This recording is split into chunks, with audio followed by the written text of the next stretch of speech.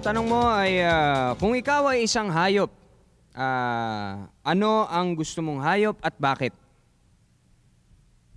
Kung ako yung naging isang hayop, ang gugustuhin ko ay isang kabayo. Sa kadahilanan na matagal ko ng ambisyon na gusto kong magkaroon ng mahabang buntot. At mahilig po ako kumain ng damo. Okay? Yun lang po. Okay. Diba? Sabi mo doon. Ang pangarap niya ay humaba ang buhok niya at kumain ng damo. Hindi kaya ang pangarap niya maging addict.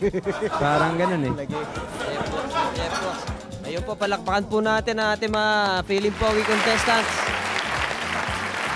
Alam mo, parin Joey, nahirap ang ating mga judges. Talagang Nahihirapan sila dahil wala silang mapili. kaya dapat na manalo, hindi ba? Ayun, pare, habang namimili yung judges, wala pang mga alaga mo, wala pang sino to?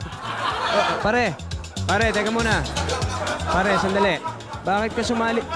Lalaki ka eh. Bakit ka feeling pogi ito eh? Kala ko feeling ogi ito eh.